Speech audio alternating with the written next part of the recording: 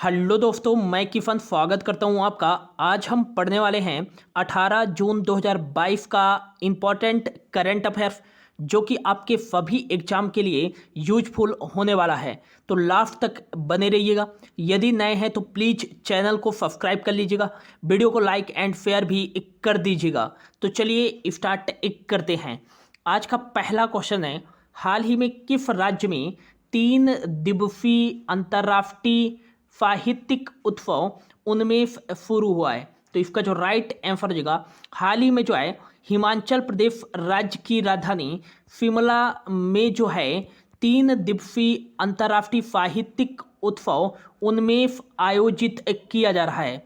यह जो है एक 3 दिवसीय उत्सव है दोस्तों।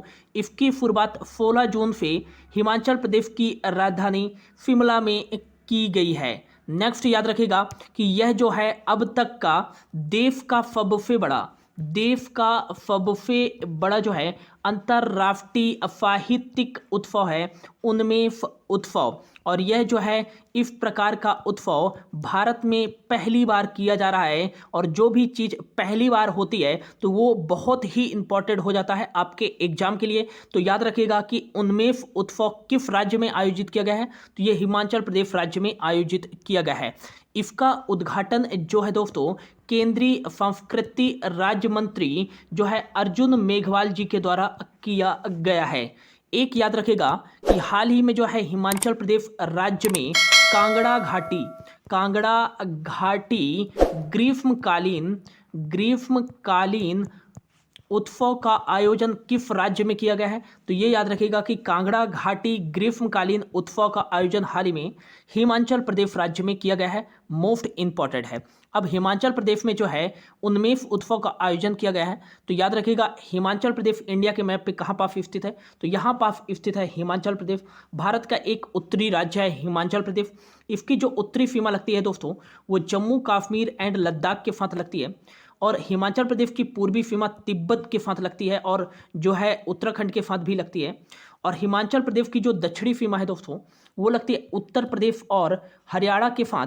और इसकी पश्चिमी सीमा जो है पंजाब के साथ लगती है। हिमाचल प्रदेश के DLR नंबर की बात करें तो यहाँ का जो DLR नंबर है 120403 है। 12 हिमाचल प्रदेश में डिस्ट्रिक्ट है और 4 जो है लोकसभा की सीट है और 3 जो है राज्यसभा की सीट है। बात करें कि यहाँ का विधानमंडल कैसा है तो हिमाचल प्रदेश का जो विधानमंडल है दोस्तों वो एक फन्नी है। केवल यहाँ विधानसभा की सीटें हैं। और विधानसभा की कितनी सीटें हैं? तो 68 जो है यहाँ की विधानसभा की सीटें हैं। बात करें हिमाचल प्रदेश के मुख्यमंत्री कौन है तो जयराम ठाकुर जो हैं हिमाचल प्रदेश के मुख्यमंत्री है। और नेक्स्ट याद रखेगा कि यहाँ के गवर्नर कौन है? तो याद रखेगा कि राजेंद्र विश्वनाथ जो हैं यहाँ के वर्तमान में गवर्नर हैं। नेक्स्ट आपको याद रखना है कि यहाँ की राजधानी क्या है? तो यहाँ की 2 राजधानियाँ हैं। एक तो जो है धर्मशाला जो कि विंटर कैपिटल है। एक जो है शिमला हिमाचल प्रदेश की ग्रीष्मकालीन समर कैपिटल है। ये भी आपको याद रखना है। नेक्स्ट आपको याद रखना है कि ग्रेट हिमालयन नेशनल पार्क,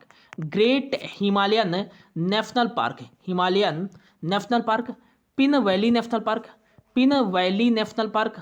और नेक्स्ट याद रखिएगा इंदर किला नेशनल पार्क और फिमबलवारा नेशनल पार्क, खीर गंगा नेशनल पार्क। ये सारे नेशनल पार्क जो हैं किस राज्य में स्थित है? तो ये हिमाचल प्रदेश राज्य में ही स्थित है। याद रखिएगा, फिर से रिपीट कर रहा हूँ, great Himalayan national park, Pin valley national park, Inder Kila national park, Simbalbara national park और खीर गंगा नेशनल पार्क। ये सभी नेशनल पार्क जो है हिमाचल प्रदेश राज्य में स्थित है। नेक्स्ट आपको याद रखना है कि ई कैबिनेट लागू करने वाला पहला भारतीय राज्य कौन सा है? तो ई कैबिनेट लागू करने वाला पहला भारतीय जो राज्य है, इंडियन स्टेट है, वो हिमाचल प्रदेश ही है। ई परिवहन सेवाएं प्रदान करने वाला पहला भारतीय राज्य कौन सा है? तो ये हिमाचल प्रदेश ही है। पर्वत धारा पर्वत धारा योजना जो है जल स्रोतों को पुनर्जीवित करने के लिए किस राज्य सरकार के द्वारा हाल ही में शुरू की गई है? तो ये हिमाचल प्रदेश राज्य सरकार के द्वारा ही शुरू की गई है। एक याद रखिएगा जो हाल ही में पूछा गया है, उन्मेष अंतर्राष्ट्रीय साहित्यिक उत्सव कहाँ आयोजित किया गया है? हिमाचल प्रदेश। कांगड़ा घाटी जो है ग्रीष्मकालीन उत्सव का आयोजन कहाँ किया गया है? हिमाचल प्रदेश में। एक मोस्ट इंपॉर्टेंट जो है यहाँ पे क्वेश्चन बन सकता है दोस्तों कि हाल ही में जो है दुनिया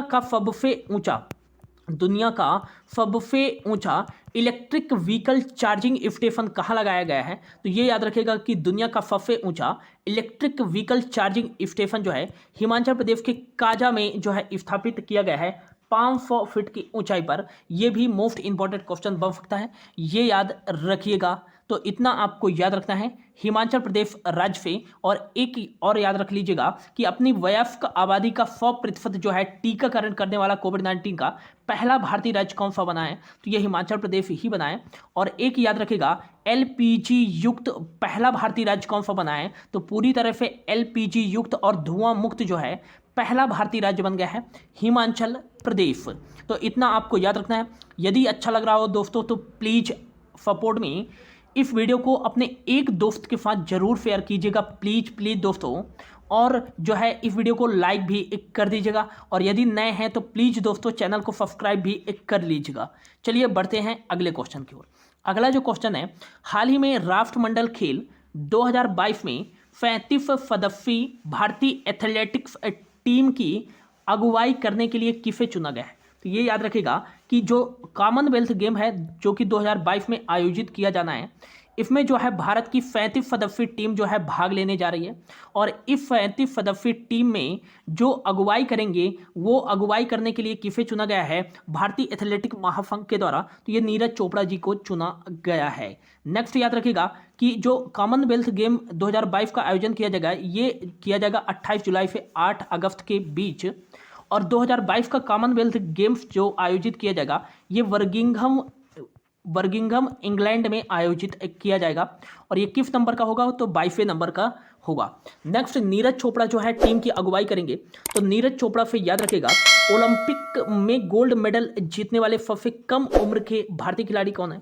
नीरज चोपड़ा हैं। और ओलंपिक में गोल्ड मेडल जीतने वाले दूसरे भारतीय खिलाड़ी कौन है? तो नीरज चोपड़ा हैं। इन्होंने जेवलिन थ्रो में जो है 87.58 मीटर का स्कोर करके इन्होंने जो है गोल्ड मेडल जीता था। और जो है ओलंपिक्स में गोल्ड मेडल जीतने वाले पहले भारतीय खिलाड़ी कौन थे? तो ये थे अभिनव बिंद्रा, जो कि शूटिंग से संबंधित थे, जो कि बीजिंग ओलंपिक 2008 में जो है इन्होंने ओलंपिक में गोल्ड मेडल जीता था। और गोल्ड मेडल जीतने वाले पहले भारतीय खिलाड़ी बने थे अभिनव बिंद्रा। नेक्स्ट आपको याद रखना है कि नीरज चोपड़ा किस राज्य से संबंधित है? तो हरियाणा राज्य से संबंधित है। और किस खेल से संबंधित है? जेवलिन थ्रो से संबंधित है। मोस्ट इंपॉर्टेंट है, ये याद रखिएगा। अब बात करें कॉमनवेल्थ गेम ये इंपॉर्टेंट हो जाता है दोस्तों। और करंट अफेयर्स में काफ़ी जो है चर्चा रहा है। और यहाँ पे जो है काफ़ी सारे क्वेश्चन पूछे जाते हैं आपके एग्जाम में। तो पहली बार कब आयोजित किया गया था? तो पहली बार 1930 में आयोजित किया गया था। हैमिल्टन कनाडा जो था इसका होस्ट सिटी था, कह सकते हैं होस्ट कंट्री भी था। हैमिल्टन कनाडा में पहली बार जो है कॉमनवेल्थ गेम का आयोजन किया गया था। नेक्स्ट पिछला वाला जो है 2018 का जो है ये 21वें नंबर का कॉमनवेल्थ गेम कहाँ आयोजित किया गया था? तो गोल्ड कोस्ट ऑस्ट्रेलिया में आयोजित किया गया था। क्वींसलैंड का जो है हिस्सा है गोल्ड कोस्ट। 2022 का जो आयोजित किया जाएगा ये कहाँ किया जाएगा? 28 जुलाई से 8 अगस्त के बीच। ये 22वें नंबर का होगा दोस्तों। ये आयोजित किया जाएगा कहाँ? तो बर्मिंघम इंग्लैंड में आयोजित किया जाएगा। और अगला याद रखिएगा 4 साल में एक बार आयोजित किया जाता है। 2026 का जो 23वें नंबर का कॉमनवेल्थ गेम है ये कहाँ आयोजित किया जाएगा? तो ये याद रखिएगा विक्टोरिया स्टेट ऑस्ट्रेलिया में ही आयोजित किया जाएगा। और हाल ही में जो है ये क्वेश्चन काफ़ी बार जो है एग्जाम में पूछेगा और 99% जो है इसकी पॉसिबिलिटी है। तो याद रखिएगा 2026 का जो है ये 23rd नंबर का कॉमनवेल्थ गेम जो है विक्टोरिया स्टेट ऑस्ट्रेलिया में आयोजित किया जाएगा। क्या भारत में एक भी बार जो है कॉमनवेल्थ गेम का आयोजन किया गया है? तो जी हाँ दोस्तों, 2010 में एकमात्र बार जो है भारत की राजधानी दिल्ली में जो है कॉमनवेल्थ गेम का आयोजन किया गया है। मोस्ट इंपॉर्टेंट क्वेश्चन कैसे पूछा जाता है एग्जाम में कि भारत में किस वर्ष जो है कॉमनवेल्थ गेम का आयोजन किया गया था? तो 2010 में। इसमें जो इंडिया ने गोल्ड मेडल जीते थे तो कह सकते 101 मेडल टोटल जीते थे इंडिया ने, ये भी जो है क्वेश्चन पूछा जा सकता है आपके एग्जाम में। नेक्स्ट ओलंपिक खेल से याद रखेगा, ओलंपिक भी याद रख लीजिए क्योंकि इसके जो अपकमिंग इवेंट्स हैं वो पूछे जा सकते हैं। तो पहला जो है आपको पता है सभी को कि 1896 में एथेंस ग्रीस में आयोजित किया गया था। इसके पहले 2016 में जो है रियो डी जेनेरियो ब्राजील में आयोजित किया गया था, 31वें नंबर का है। और 2020 का जो है ओलंपिक्स गेम ये कहाँ आयोजित किया गया है, तो ये टोक्यो जापान में आयोजित किया गया है। 2021 के नाम से 2021 में ही आयोजित किया गया है, ये याद रखिएगा। 2020 का जो है टोक्यो जापान में आयोजित किया गया है। ये कौन से नंबर का था, तो 32वें नंबर का। 33वें नंबर का जो है पेरिस फ्रांस में आयोजित किया जाएगा 2024 में। 34वें नंबर का जो है खेल यह आयोजित किया जाएगा 2028 में, कहाँ, लॉस एंजलिस अमेरिका में आयोजित किया जाएगा। और 35वें नंबर का जो है ओलंपिक्स खेल कहाँ आयोजित किया जाएगा, तो ब्रिस्बेन ऑस्ट्रेलिया में आयोजित किया जाएगा 2032 में, ये याद रखिएगा। अगला जो क्वेश्चन है, हाल ही में परिवार प्रेषण अंतर्राष्ट्रीय दिवस कब मनाया गया है, तो इसका जो राइट आंसर होगा, हाल ही में जो है 16 जून को परिवार प्रेषण अंतर्राष्ट्रीय दिवस मनाया गया है। इसका जो मुख्य उद्देश्य है यह दिवस मनाने का कि वे कामगार जो अपने परिवार को छोड़कर देश या विदेश में जो है काम करते हैं प्रवासी के तौर पर, और जो है घर अपने वापस पैसे भेजते हैं, तो ऐसे प्रवासी कामगारों को याद करने के लिए हर वर्ष जो है परिवार प्रेषण अंतर्राष्ट्रीय दिवस मनाया जाता है, जो कि अपने परिवार के जीवन स्तर को सुधारने के लिए निरंतर जो है काम पर लगे होते हैं। ऐसे कामगारों को याद करने के लिए हर वर्ष जो है 16 जून को परिवार प्रेषण अंतर्राष्ट्रीय दिवस मनाया जाता है। 2015 में पहली बार बनाया गया था। अब ये जो है जून माह का इंपॉर्टेंट डेज है, तो जून माह में अब तक जो इंपॉर्टेंट डेज बनाए जा चुके हैं उसको मैं जल्दी से बोल देता हूं। तो 1 जून को बनाया गया है ग्लोबल डे ऑफ पेरेंट्स, 1 जून को ही बनाया गया है विश्व दुग्ध दिवस, ये याद रखिएगा, विश्व दुग्ध दिवस। और अगला जो है 2 जून को कौन सा इंपॉर्टेंट बनाया गया डेज बनाया गया है, तो तेलंगाना राज्य का स्थापना दिवस बनाया गया है 2 जून को। नेक्स्ट आपको याद रखना है कि 3 जून को कौन सा इंपॉर्टेंट डेज बनाया गया है, तो विश्व साइकिल दिवस जो है ये 3 जून को बनाया गया है। इंपॉर्टेंट क्वेश्चन है, ये याद रखिएगा। अगला याद रखिएगा 5 जून को कौन सा इंपॉर्टेंट डे बनाया गया है, तो विश्व जो है पर्यावरण दिवस बनाया गया है। वर्ल्ड इन्वायरमेंट डे जो है ये 5 जून को बनाया गया है। 5 जून को इसकी थीम क्या थी 2022 में, तो ओनली ऑन जो अर्थ थी, ओनली ऑन अर्थ जो थी इसकी थीम थी 2022 में। इतना जल्दी नोट डाउन करिए, ठीक है ना। अगला जो आता है 6 जून, 6 जून को बनाया गया था, 6 जून को बनाया गया था विश्व कीट दिवस। विश्व कीट दिवस जो है ये 6 जून को बनाया गया था, ये याद रखिएगा। और एक याद रखिएगा संयुक्त राष्ट्र का रूसी भाषा दिवस जो है ये भी 6 जून को मनाया गया था। नेक्स्ट आपको याद रखना है 7 जून को बनाया गया था विश्व खाद्य सुरक्षा दिवस। विश्व खाद्य सुरक्षा दिवस जो है, विश्व खाद्य सुरक्षा दिवस ये कब मनाया गया था, तो ये बनाया गया था 7 जून को। और विश्व खाद्य दिवस यदि पूछे तो 16 अक्टूबर को मनाया जाता है। राष्ट्रीय खाद्य दिवस यदि पूछे तो ये 24 अक्टूबर को मनाया जाता है, ठीक है ना। 8 जून को बनाया गया है विश्व महासागर दिवस। विश्व महासागर दिवस इंपॉर्टेंट है, याद रखिएगा। विश्व ब्रेन ट्यूमर डे ये भी 8 जून को मनाया जाता है। 9 जून को कौन सा इंपॉर्टेंट डे मनाया जाता है, तो विश्व प्रत्यायन दिवस मनाया जाता है। विश्व प्रत्यायन दिवस ये कब मनाया जाता है, 9 जून को मनाया जाता है। और अगला जो आता है हमारा क्वेश्चन वो आता है कि कौन सा इंपॉर्टेंट डेज मनाया गया जाता कौन सा इंपॉर्टेंट डेज अगला जो है वो आता है, तो 12 जून आता है विश्व बाल श्रम निषेध दिवस। विश्व बाल श्रम निषेध दिवस ये बनाया गया है 12 जून को। अगला जो आता है 14 जून को बनाया जाता है मोस्ट इंपॉर्टेंट विश्व जो है रक्तदाता दिवस। रक्तदाता दिवस ये जो है 14 जून को मनाया गया है। अगला जो आता है 15 जून को बनाया गया है विश्व जो है पवन दिवस, ग्लोबल विंड्स डे के नाम से भी जाना जाता है। और 16 जून को कौन सा इंपॉर्टेंट डेज बनाया गया है, तो ये याद रखिएगा कि 16 जून को एक कौन सा इंपॉर्टेंट डेज बनाया गया है, तो ये याद रखिएगा परिवार प्रेषण अंतर्राष्ट्रीय दिवस। और एक याद रखिएगा विश्व समुद्री कछुआ दिवस। विश्व समुद्री कछुआ दिवस ये 16 जून को। और यदि पूछा जाए विश्व कछुआ दिवस कब मनाया जाता है, 23 मई को मनाया जाता है, ठीक है ना, ये याद रखिएगा। अगला जो हमारा क्वेश्चन है वो है हाल ही में भारतीय यूपीआई को स्वीकार करने वाला पहला यूरोपीय देश कौन सा बन गया है, तो ये याद रखिएगा कि हाल ही में जो है भारतीय यूपीआई यूनिफाइड पेमेंट इंटरफेस जो है यूपीआई का फुल फॉर्म हो जाएगा। और इसको स्वीकार करने वाला और रुपे कार्ड को स्वीकार करने वाला पहला यूरोपीय देश जो बना है वो फ्रांस बन गया है।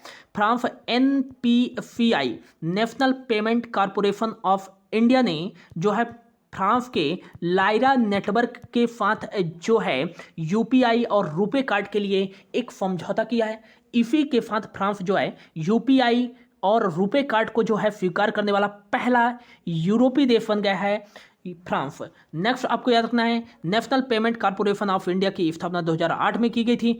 मुंबई महाराष्ट्र में इसका हेडक्वार्टर है। अच्छा, यूपीआई होता क्या है?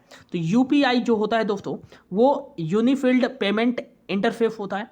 ये एक बैंकिंग सिस्टम होता है दोस्तों, जिसमें जो है आप एक ऐप्स के माध्यम से पैसों का लेन देन कर सकते हैं इस यूपीआई के माध्यम से, जो कि एक ऐप्स के द्वारा जो है पैसों का लेन देन किया जाता है। तो ये याद रखिएगा। और फ्रांस ने जो है इसको अपनाने वाला पहला यूरोपीय देश बन गया है। यदि पूछा जाए यूपीआई को अपनाने वाला पहला देश कौन सा है, तो ये है नेपाल। लेकिन पहला यूरोपीय देश पूछे तो ये है फ्रांस। फ्रांस की जो राजधानी है वो है दोस्तों पेरिस। और आपको पता है कि 2024 के ओलंपिक खेलों का आयोजन 33वें नंबर का कहाँ किया जाएगा? ये पेरिस में ही किया जाएगा। और यहाँ के जो प्रेसिडेंट है वर्तमान में वो है इमैनुअल मैक्रोन। इमैनुअल मैक्रोन जो है यहाँ के प्रेसिडेंट है। और हाल ही में यहाँ के प्राइम मिनिस्टर कौन बनी है? तो एलिजाबेथ जो है, एलिजाबेथ वॉर्न जो है हाल ही में यहाँ की प्राइम मिनिस्टर बनी है। यूरो यहाँ करेंसी चलती है। फ्रांस और भारत के बीच में वरुण एक्सरसाइज, ये जो है एयरफोर्स की एक्सरसाइज है। गरुड़ एक्सरसाइज नौसेना एक्सरसाइज है। और शक्ति एक्सरसाइज है, यह जो है थलसेना एक्सरसाइज है। और डेजर्ट नाइट एक्सरसाइज, ये सारे एक्सरसाइज जो है ये किन दो देशों के बीच आयोजित किए जाते हैं? तो फ्रांस और भारत की सेना के बीच आयोजित किए जाते हैं। वरुण, गरुड़, शक्ति और डेजर्ट नाइट एक्सरसाइज, ये याद रखिएगा दोस्तों। अगला जो क्वेश्चन है, हाल ही में किस राज्य के मुख्यमंत्री ने एन्नम एच्युथम योजना जो है शुरू किया है? तो ये याद रखिएगा, हाल ही में तमिलनाडु राज्य के मुख्यमंत्री M.K. स्टालिन जी के द्वारा साक्षरता दर में सुधार लाने के लिए और पहली कक्षा से तीसरी कक्षा के बीच बच्चों का है आकलन करने के लिए उनको कार्य पुस्तिका वितरित करने के लिए जो है एन्नम एच्युथम योजना शुरू किया है। तमिलनाडु के मुख्यमंत्री M.K. स्टालिन के द्वारा जो है यह योजना की शुरुआत की गई है। तमिलनाडु की बात करें तो ये भारत का एक दक्षिणी राज्य है। इसकी उत्तरी सीमा जो लगती है वो आंध्र प्रदेश के साथ। इसकी जो नॉर्थ वेस्ट वाली सीमा लगती है वो लगती है कर्नाटक के साथ। वेस्ट सीमा लगती है केरल के साथ। और साउथ सीमा लगती है जो है इंडियन ओशियन के साथ। और इसकी जो है ईस्ट सीमा लगती है बे ऑफ बंगाल के साथ। ठीक है ना। नेक्स्ट आपको याद रखना है कि यहाँ का DLR नंबर क्या है? तो 383918 यहाँ का DLR नंबर है। 38 यहाँ डिस्ट्रिक्ट है, 39 लोकसभा की सीट है, 18 राज्यसभा की सीट है। यहाँ का जो विधानमंडल है दोस्तों वो है एक सदनी केवल विधानसभा की सीट है। और 234 यहाँ विधानसभा की सीट है। इंपॉर्टेंट है, याद रखिएगा। M.K. स्टालिन जो हैं यहाँ के मुख्यमंत्री हैं। और यहाँ के जो गवर्नर हैं दोस्तों वो हैं बनवारी लाल RN रवि जो है यहाँ के वर्तमान में गवर्नर हैं। नेक्स्ट चेन्नई जो है यहाँ की राजधानी है, जो कि भारत की फर्स्ट राजधानी भी कही जाती है चेन्नई को। नेक्स्ट आपको याद रखना है कि Indira Gandhi national park, Mudumalai national park, Mukurthi national park, Guindy national park, gulf of Mannar national park, Palani hills national park, ये सभी नेशनल पार्क कहाँ स्थित है? तो तमिलनाडु राज्य में ही स्थित है। फिर से इंदिरा गांधी नेशनल पार्क, और नेक्स्ट याद रखिएगा Mukurthi national park, gulf of Mannar national park, Guindy national park, Palani hills national park, ये सभी नेशनल पार्क जो है कहाँ स्थित है? तो ये तमिलनाडु राज्य में स्थित हैं। भरतनाट्यम शास्त्रीय नृत्य किस राज्य का शास्त्रीय नृत्य है? तो ये तमिलनाडु राज्य का ही शास्त्रीय नृत्य है। और भारत का जो है पहला डुगोंग जो है रिजर्व कहाँ बनाया जाएगा? समुद्री रिजर्व या समुद्री गाय संरक्षण केंद्र कहाँ स्थापित किया जाएगा? तो ये तमिलनाडु के तट पर ही स्थापित किया जाएगा। ये भी आपको याद रखना है, ठीक है ना। अगला जो क्वेश्चन है, हाल ही में मिसेज इंडिया वर्ल्ड 2022-23 का ताज किसे पहनाया गया है? तो ये याद रखिएगा कि हाल ही में जो है मिसेज वर्ल्ड 2022-23 का ताज पहनाया गया है सरगम कौंसल को। अब यह जो है 2022-23 में जो है मिस वर्ल्ड 2022 में जो है इंडिया का प्रतिनिधित्व करेंगी। मोस्ट इंपॉर्टेंट है, यूपी से बिलोंग करते हैं। नेक्स्ट यदि पूछा जाए कि मिस वर्ल्ड का खिताब जीतने वाली पहली भारतीय महिला कौन थी? तो ये थी रीता फारिया। और मिस यूनिवर्स बनने वाली पहली भारतीय महिला कौन है? तो ये है सुष्मिता सेन। 1994 में हैं और ये हैं 1956 में। इसको जो है क्रॉस चेक थोड़ा कर लीजिएगा, 1954 है आई थिंक, ठीक है ना। अगला ये आपको याद रखना है कि हरनाज कौर फंदू जिन्होंने जो है 2021 में मिस यूनिवर्स का खिताब जीता था, ये भी आपको याद रखना है, ठीक है ना।